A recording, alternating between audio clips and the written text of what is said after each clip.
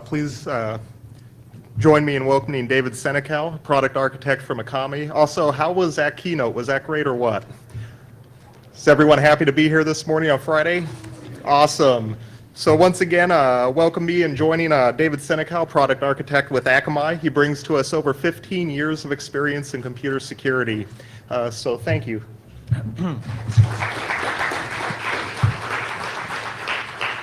Thanks, everyone.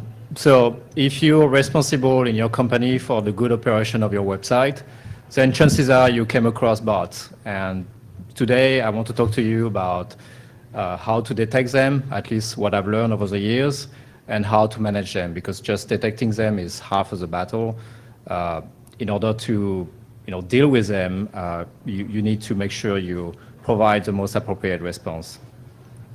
So my name is David Senecal. I'm a product architect with Akamai Technologies. Before being a product architect, I was actually in a lot of support roles. So I started with Akamai about 9 years ago as a technical support engineer, and that's where I started to encounter bots. And usually that was in a bad situation where a customer would call us and would say, well, my website is slowing down and I need to understand why.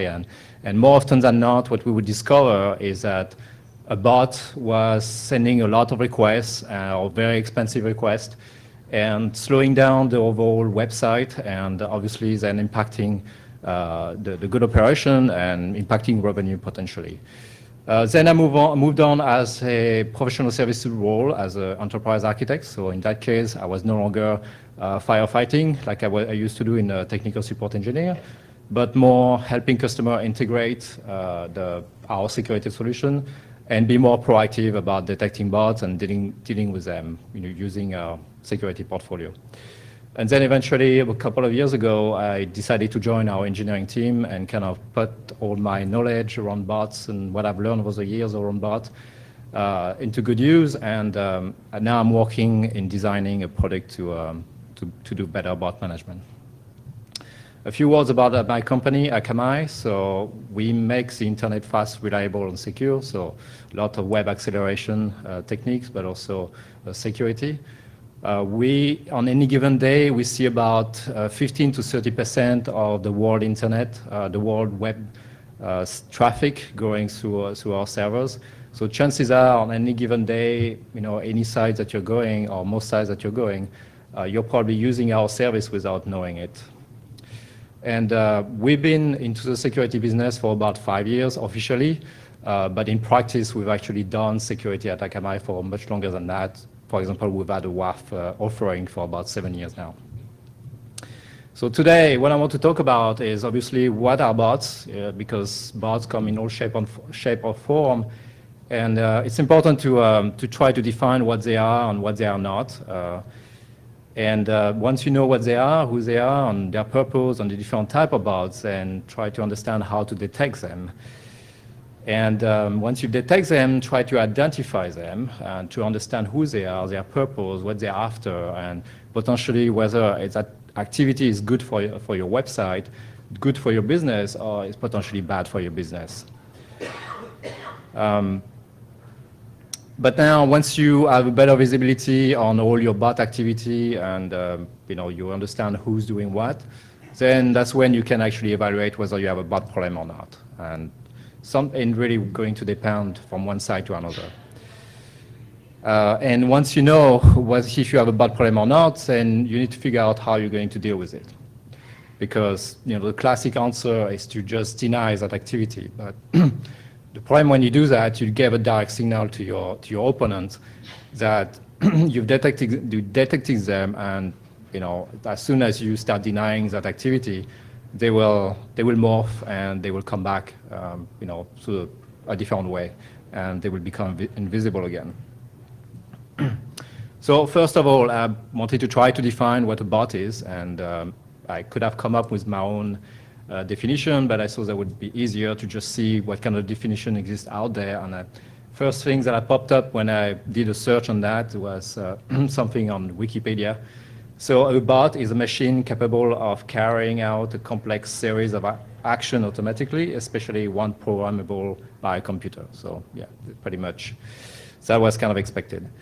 But in the context of web traffic, exactly what do they do? So, you have two main types of bots. You got the known bots, so what I'm always going to refer and during this talk as the known bot, and the unknown bots. So the known bots usually are the ones who identify themselves in some kind of way, either in the user agent header or in the header signature of all.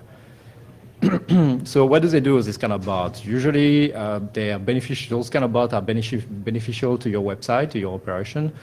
And what they're going to do is index your website so that, for example, web search engines, that's what they do. They index your website so that when somebody uses their search engine and search for specific type of information, then if you offer this type of informational service, then they will reference your website, and it's going to bring you more customers to your website. But also what they do is collect product information, including pricing or this kind of thing.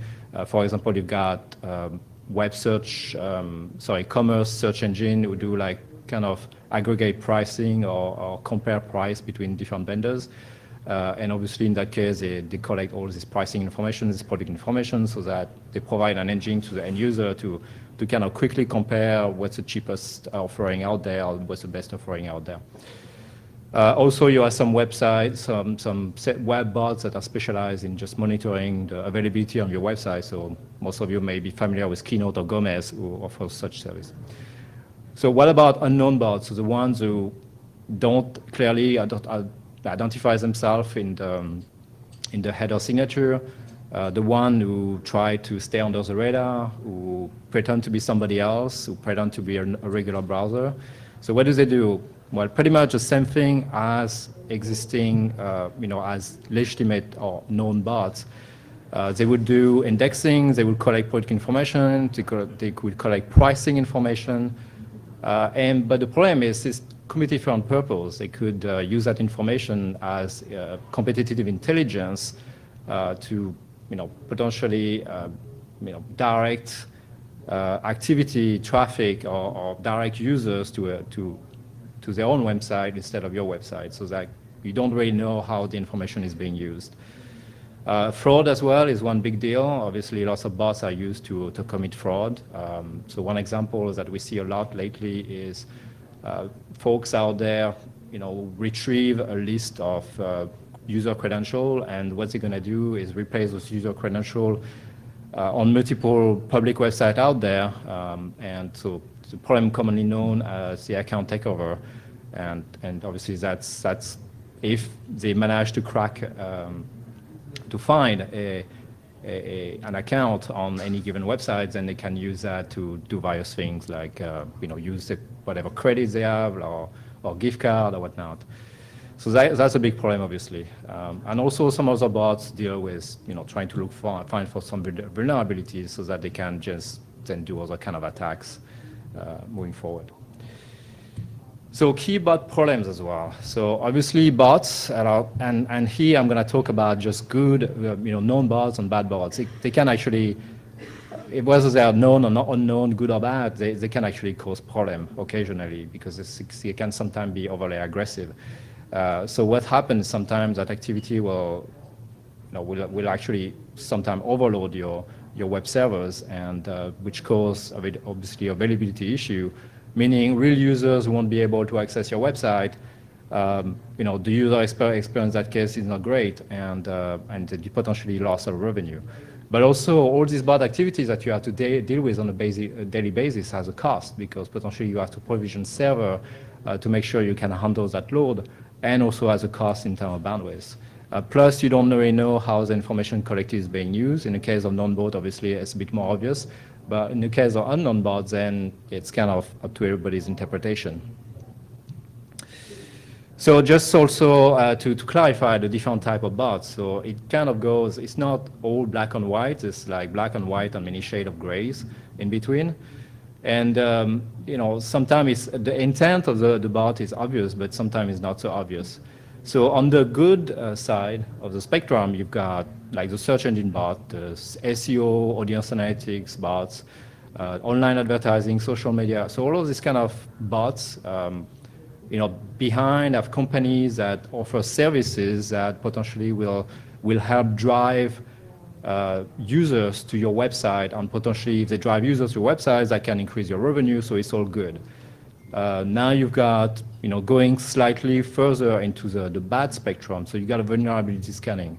A vulnerability scan is fine if you're the one running the vulnerability scan.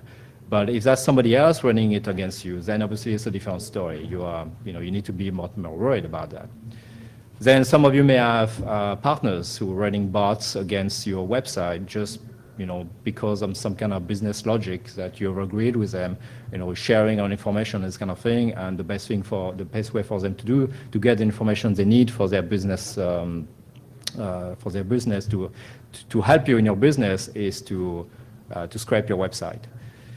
Or sometimes you may have your own scrapers that you have, your own bots that you're running, either to to check that your website is available or this kind of thing.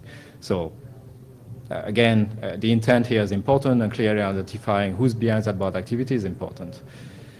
And then moving further, you've got aggregators. So again, if it's like a data aggregator out there that makes the data publicly available for the purpose of consumer to actually be able to quickly compare services from one site to another, and potentially that site also leading customers pointing that customer to your site, then it's great. But if it's them collecting information from your website and just republishing as is without giving you the credit for it, then obviously it's bad, because it's it can affect you in some kind of way. Then you got spam bots, doing spam. You got scrapers that you don't know what's the purpose of it. They're scraping your site. You don't know how the data is used. Usually they don't identify themselves either. Bots that commit fraud, and then all the way to DOS. So obviously it's a big deal. Now, so not all bots are equal. Not all bots are built the same. They're some way pretty unique. You can go from the simplest bots, where pretty much you can create a bot with a curl request. You use a curl command.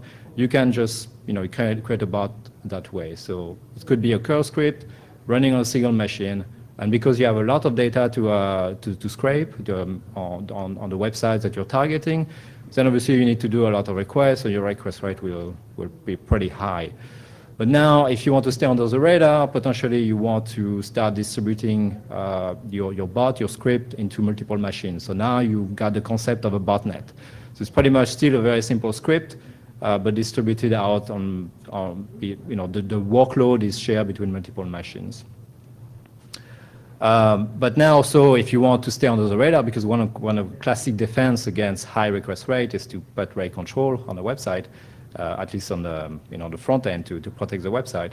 So now, if you want to stay under the radar, then you're going to expand further your botnet, add more more nodes into your botnet, so that you can still collect the same amount of information, but lower your request rate to stay under the radar. And then if you want to be a bit more clever, you will try to randomize your request pattern, so that it's not predictable. For example, instead of sending one request or 10 requests per second, send only one request every seconds, or you kind of randomize it, like you send a request only every 10 seconds, or a variable delay between each request. Going a bit further, in the sophistication, then you can also randomize your header signature. So one classic thing that we see with bots is they rotate every single request, they rotate the user agent. So that's obviously because that's one thing that web administrator will see on their access log. They will rotate a user agent so that you don't catch them, or at least you don't start blocking them based on the user agent string. Some will go as far as impersonating browsers, real browsers. They will try to impersonate the header signature. Like they will pretend to be Chrome, Safari, Internet Explorer. Then going even further in the sophistication, some will support cookies. They will have full cookie support. You send them a cookie, they reply with a cookie user. Or every time you update the cookies, they reply. So that's even a bit more sophisticated. Some will also follow redirects if you just dump a redirect on them. Some will partially or fully support JavaScript. So you've got frameworks like Phantom.js who can allow you to create a bot that will more or less fully support JavaScript. And some as well, some bots also pretty much work on a full-fledged web browser like Selenium, using the Selenium framework. And obviously, as you go in the more sophisticated the bot is, the more difficult it's going to be to detect it. But when it comes to detection, you should not ignore the easiest way to detect them. Like user agent, looking at the user agent, there's a minor information you can find, you can get out of user agent. Just detecting based on user agent, at least you'll detect all the non-bots out there, the legitimate bots, and at least you'll be able to look at them. You also will detect bots that are built on known framework. There's plenty of stuff in GitHub that you can download a ready-made scraper. Those usually have a very specific signature, and they don't always change the user agent string. So the user agent string is the easiest thing in the world to change, to spoof, but yet not everybody does it. So it's still very valuable to actually look at the user agent string to detect bots. But obviously, there's so much you can get out of the user agent string. So then you need to go further sometimes. You need to look at the whole header signature. Sometimes, obviously, they will try to pretend they're Internet Explorer, but then when you look further, you'll see that there's some anomalies in their header signature, like some headers are missing or some headers are out of order. And I'll show you some examples of that in a minute. Based on behavior, you can also learn a lot about their behavior. So obviously, I talk about request rate. A lot of bots will be, they'll be very aggressive and they'll send a lot of requests per second.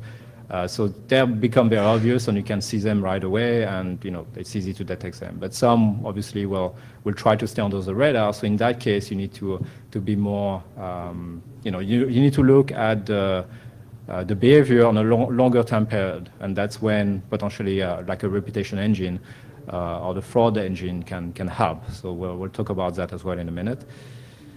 Challenging them with CAPTCHA as well has been one of the known way to detect bots. So nobody really, it's kind of a love and hate relationship with CAPTCHA in general, because CAPTCHA, in general, is kind of okay for like a form. If you want the user to enter information, then at the end, challenging them with a CAPTCHA to verify they are human or not, then it's okay. But you can't really do that if the user requests for a product page. You can't really capture them right away. Right away, you're going to lose their interest and they're going to go somewhere else. So CAPTCHA is not always appropriate, and also CAPTCHA is not, it's not a silver bullet either, because there's plenty of bots out there who do support CAPTCHA in a way. They have an OCR integrated so that they can read CAPTCHA better than a human.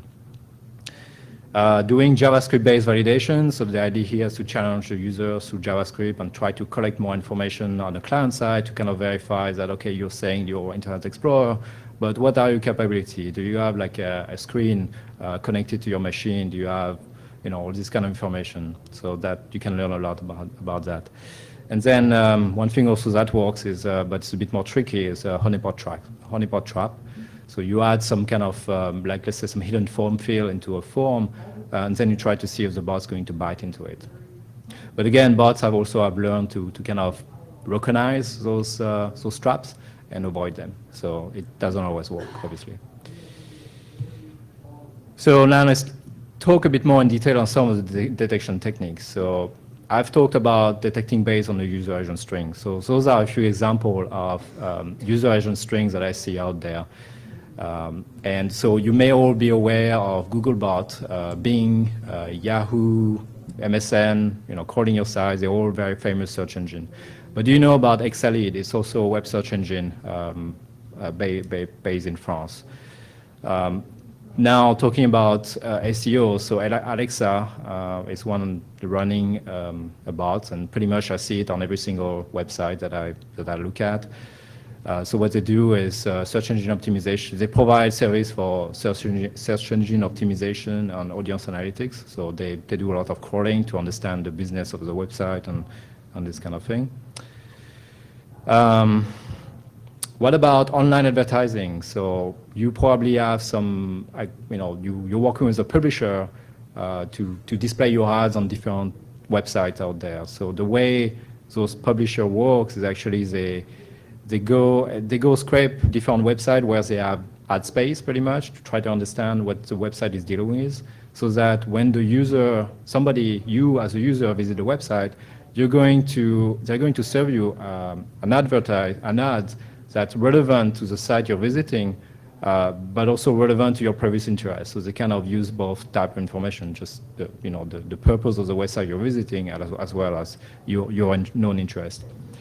Facebook is another example. So Facebook is going to crawl different websites, but they're not going to crawl everything. They're only going to, if somebody publish on their feed a URL, let's say they publish some news article, what Facebook's going to do, they're going to actually go get that, crawl that URL to get the summary of it, so that they can then publish some kind of summary in people's feed.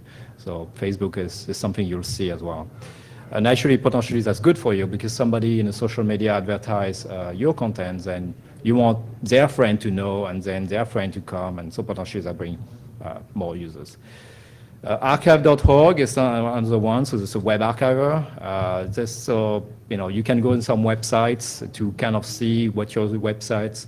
You can go like to Webback Machine, webback.org or something like that, where you can check how your website used to look 10 years ago. So to do that, basically every day, on a regular basis, they come crawl your website and take a snapshot and then preserve it forever. And also sometimes they provide service like restore service if for some reason you lost your data. So that's the way that's the business model.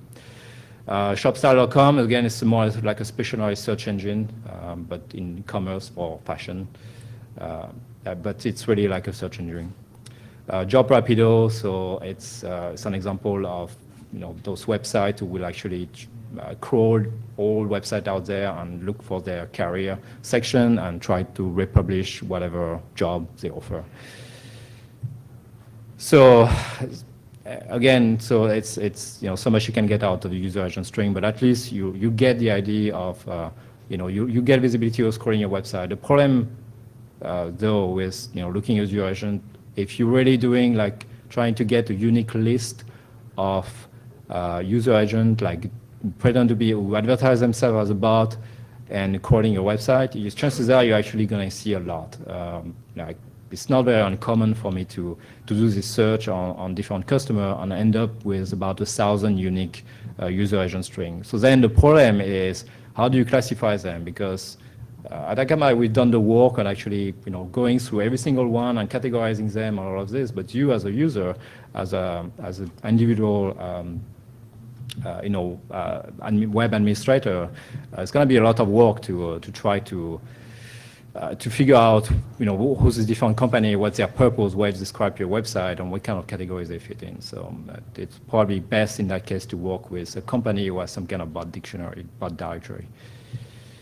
Now I wanted to show you some example of bots that I see out there, and those are very simplistic one.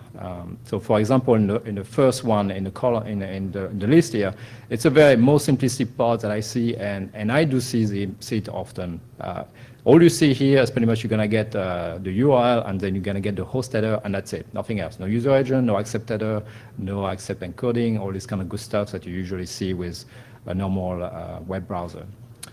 Then the second one is a little bit more evolved. At least you have a user agent string, but this one doesn't even support persistent connection. So every time that you send a request, it's going to close the connection and then reopen it. So it's a lot of work for your website. The third one, again, a little bit more evolved. So pretending to be Mozilla 5, but again, it's easy to recognize because no valid web browser has such a short string. The last one here on the list is not even using HTTP 1.1, it's using HTTP 1.0, and that's an anomaly we see a lot with website as well.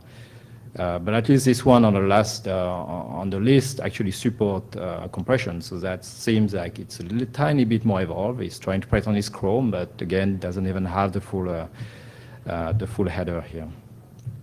Now going into a bit more evolved bot, at least pretending for real that is somebody. So in that case here on the top, the header signature at the top is an example showing a bot pretending to be Firefox. Now at the bottom is the actual real Firefox header signature. So what are the difference here? So first, you can note that the real Firefox will advertise for support for persistent connection, meaning that you have the connection header with the value keep alive, whereas the bots who pretend to be Firefox advertise connection close. So that's one key difference here. The second difference here, if you look at the header of the order of the headers, in the case of the real Firefox, the first header is host, then user agent, then accept encoding and connection. In the case of the bot, it's going to be different. It's accept language, accept encoding, host, user agent, connection. So right there, you got a big anomaly. The browsers usually have, their header signature is predictable. It's core to the code, and they won't change. So basically, just looking at the header order is sometimes a big giveaway. Comparing when you're looking for bots. Here's the similar example, but in that case it's Chrome.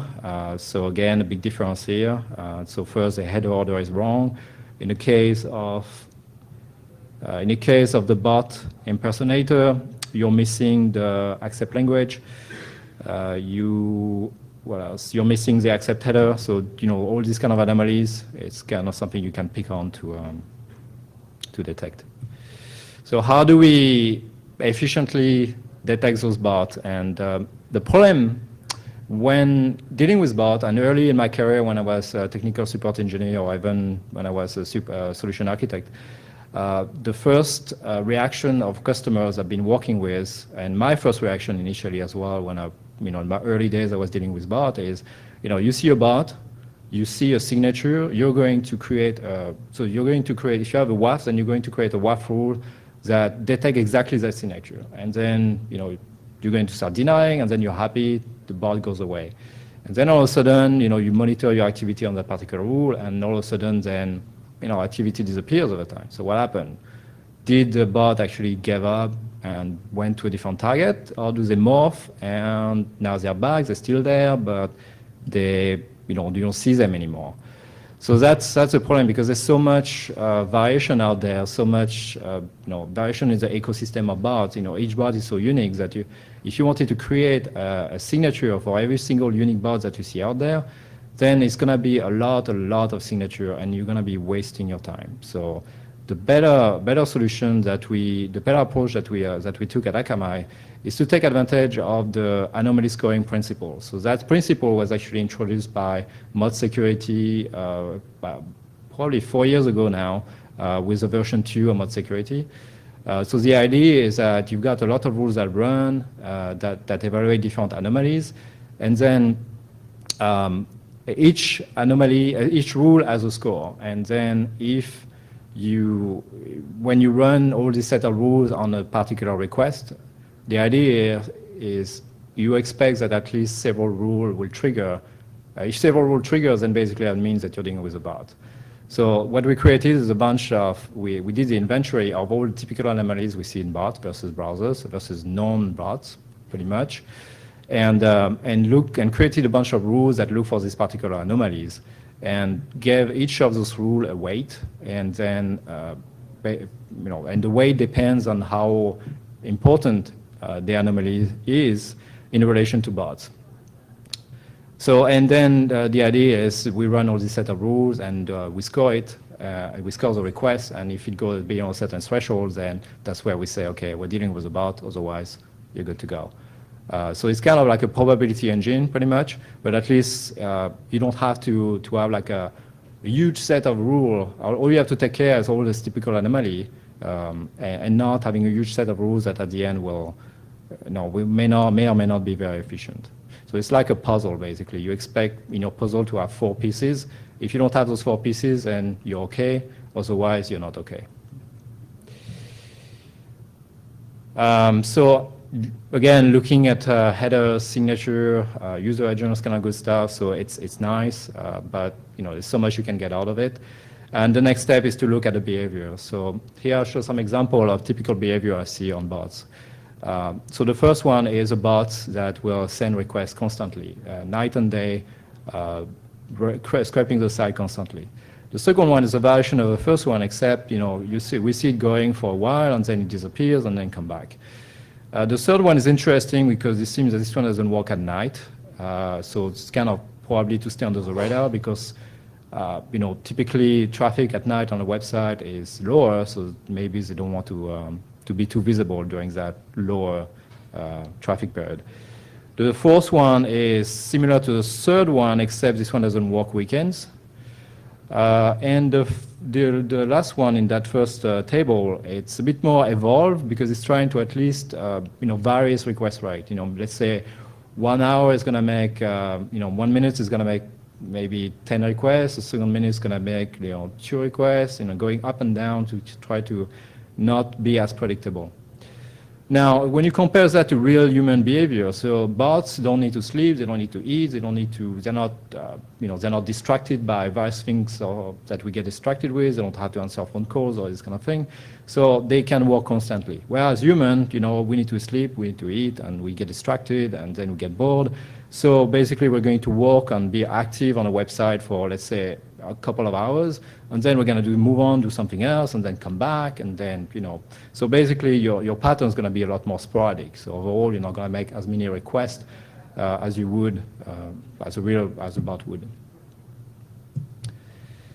So now, also, when you talk about behavior, rate control kind of ships some level of bot detection to look at those different patterns that I just showed. But obviously looking at this from a longer time period, then you need a reputation engine. So what you need in one side is get basically your data feed. So it could be your access log, could be the log from your WAF, could be other source that you are, maybe another reputation database you're getting from somewhere. On the other side, you've got a bunch of heuristics that they try to detect bot-like behavior. Also long pattern, looking at number of requests on a very long period of time, looking at number of errors that each client produces and this kind of thing. Also, you need some kind of logic to match your business logic, and also some kind of logic to reduce potentially false positive. And then at the end, what you get is a list of clients that are potentially malicious. So I went through a bunch of detection techniques. Obviously, there's a lot more to that. We could have talk a whole day about detection technique and details, and obviously we don't have time for that. So once you've identified a bot, you know who they are, and potentially you want to keep track of them a bit more closely. So how do you deal with them? How do you identify them? Let's say you want to create, you have a WAF, you want to create a rule to pay attention to them. What do you do? So the first reaction of customer I work with is hey, give me the list of IP address, I'm going to blacklist it.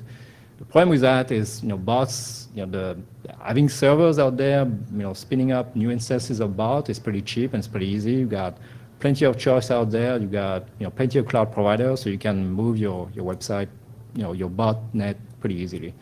So IP address blocking, identifying based on IP address doesn't work. But identifying based on user agent doesn't work either, because usually you got, they rotate the user agent every single request. So you could make actually the inventory of every single user agent that the bot is using, but chances are they're also trying to use legitimate user agent. So you just can't do that, because obviously you're going to block real user in that case. So in that case, it's better to try to use more complex complex identifier, where you combine maybe user agent, header signature, and some kind of other headers that you see out there. Maybe the subnet, maybe it's a bit more relevant, so this kind of thing. So try to make it as hard as possible for them to evade, or as broad as possible, while making sure that you're not potentially impacting real user as well. So false positive obviously is a big deal. So then when I talk to customers, I ask them, so how big of a bot problem do you have? And nobody really knows. They are aware of bots. They're aware of some non-bot, like the Google of the world and the Bing. But they're aware of some of the bad bots that hitting them, because sometimes in that case, because it's been some problem going on. But the real ratio of bot versus non-bot and the real how much bot traffic they have, nobody really knows. And so if you look at it this way, how much bot traffic go on your website is going to depend. And it's going to depend on the number of pages you have on your site, because basically the more page you have, the more the bots will have to make, the more requests the bots will have to make to crawl your content, to get all your content. Your international exposure as well. If you're international, then potentially you're going to have a lot more bots, non-bots out there, a lot more search engine are going to try to index your content. And also, it all depends on how big of a target you are. What kind of service do you provide? What's the resale value? If I get your content, if I get your data, what's the resale value on the black market on such content? How much money can I make out of it? So it's also a big factor, how much bot you're going to see. How much bot that activity does Akamai see? So as I said earlier, we serve on a given day between 15 and 30% of the overall internet web traffic. So obviously we have a big playground. We see a lot. So just looking only at identifying bots on the user agent, whether you declare yourself as a bot or whether we detect some kind of framework like Java or Python framework in the user agent string. What we saw is it represents about a bit over 9% of overall traffic we see on any given day. So it's a lot, obviously. It's a big chunk of the traffic that's going through us, but that's not counting the bots that are harder to detect, like based on header signatures, kind of thing. As we go more into the bot management business, and obviously we'll probably have more visibility on that. So what does it mean also for some of the customers we've been working with? So I'm going to show you some case study that we've done, so some evaluations that we've done with a few customers. The first one is online ticketing company, so they sell event tickets across North America. And they came to us and they say, yeah, we know we have a lot of bot activity going on, but they didn't have clear visibility. So we enabled some of our detection technique on their side, and what we found is overall the bot activity account for 30% of, at least what we flagged as bot activity was 30% of the overall traffic, so which is significant. And you can see that sometimes some of the spikes are directly linked to bot activity. So what you see on the graph here, the blue area is overall traffic and the red line is the bot activity. And when you look at non-bot, the ratio between non-bot and unknown bot, then in that particular case, that was pretty much all non-bot, all unknown bot, sorry. So pretty much, people are scraping their website, you don't know how they're using their data. It's none of the regular Google bot or anything like that. It's all potentially, you don't know what they're gonna do with their data, so potentially dangerous. Here's the second example where it's an e-commerce site, they sell auto parts online. And here they came to us and say, yeah, we've got a big bot problem, but we see a lot of bot activity. So again, we turn on our detection technique, and what we saw is the bot activity accounted for 43% of the overall traffic. But now, if we look at the ratio between known bot or unknown bot, pretty much close to 80%, well, actually close to 90% of that overall bot activity was just known bots, so like the Google bot, the Bing bot, and etc. And actually, about 50% of that, 50% of that bot activity was actually coming from the Bing and the Google and etc. So that's an example where they don't really have a bot problem, because basically what you're dealing with here is just a regular bot traffic. It's just, potentially that customer being indexed by those different bots will potentially bring them more business. So that's potentially a good thing. And the ratio of unknown bot is very small, so is there something they need to worry about? Yeah, maybe. I mean, they should pay attention to it, keep an eye on it, but it's not going to impact them a lot. Third example is a news website, and again, we did the same thing. They had a bot, they saw they had a lot of bot going there. On their side, they didn't know exactly what kind of bot was going on, and what we saw is overall, we saw that 20% of the overall traffic accounted for, the bot activity accounted for about 20% of the overall traffic.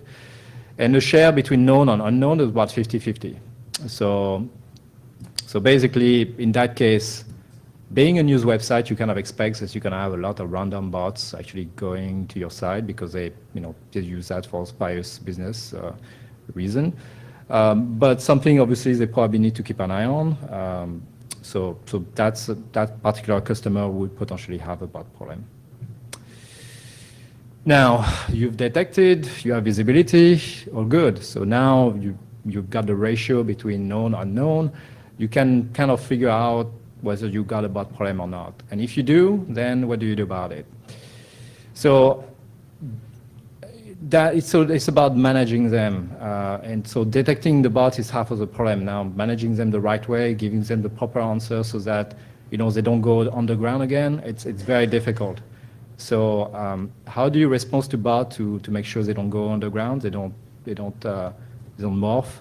And how do you stop playing the whack-a-mole game, basically?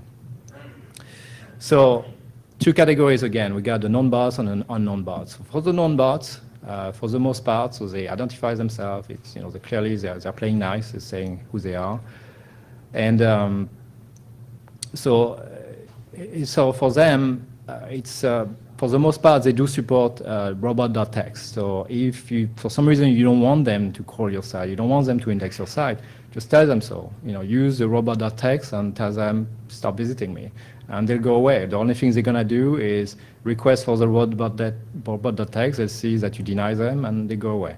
So that's one way to deal with them. Another way to deal with them is if you're working with a CDN, then you maybe, and by default, you're not caching your base page, your page on your CDN.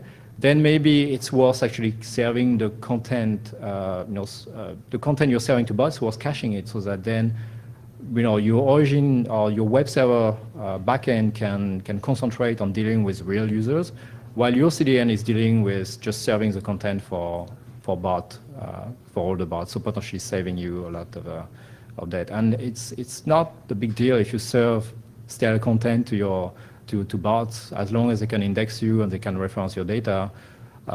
Then you can serve them stale content. So potentially, even if you're caching with your CDN, let's say for a small period of time, you may want to consider actually for bots caching for a much longer period of time. Let's say if your default caching strategy is 1 hour, then for bot you may consider maybe 1 day, because you don't necessarily need to have the greatest and latest.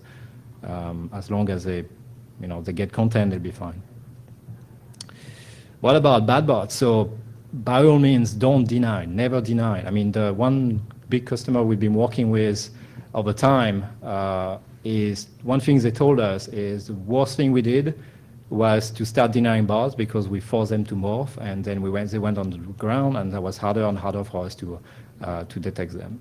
So how should you deal with them? So obviously, robot.txt here doesn't even apply because nobody cares. The unknown bots, they don't care about robot.txt. You can do whatever they want. They actually may visit that robot.txt, but it's just for the purpose maybe to actually see what you don't want them to look at, so that they actually go see that. But instead, what you could do is similar strategy to the known bot. Serve them cache content. If you don't cache by default, then serve them cache content. Serve the stale content. I actually work with a customer. We ran through this scenario. They were selling ticket online, and tickets price change over time. So the strategies that they adopted in that case was to for bots serve them stale content. So potentially it's price that were completely out of date, and to unbalance the business model of that particular bot, whoever's running that bot.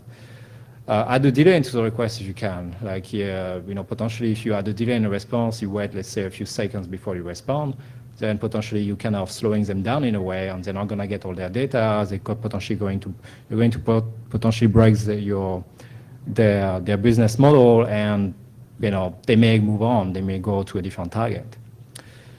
Serve them alternate content. So we've got some customer who actually have spun up a completely different web infrastructure just for bot. That infrastructure is tied to different database, so that not to impact all the legitimate users.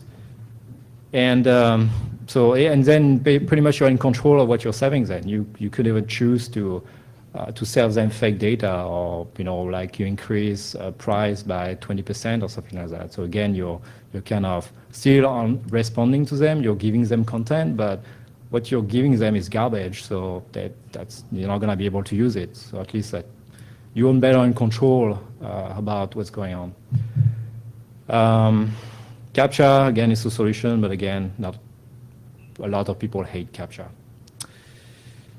So with this, that pretty much sums up what I've been working up to for the last year at Akamai, working on detecting bots and try to better define how to manage them and this kind of thing. I hope that's it's been insightful for you. And if there's any questions, then I'll take some.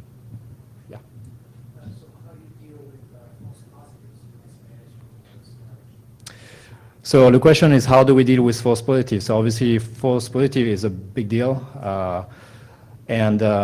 So the system that we put in place so far, we've tried to be as accurate as possible. So far we are actually doing pretty good in the false positive. But the problem is when you try to be very precise on the false positive, then obviously it will impact the false negative. So basically, you're more you want to make sure that when you say it's a bot, then it's really a bot.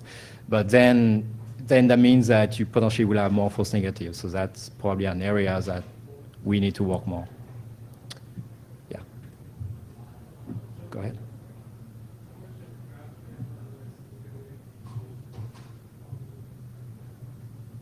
Sorry, I didn't get the question. How much?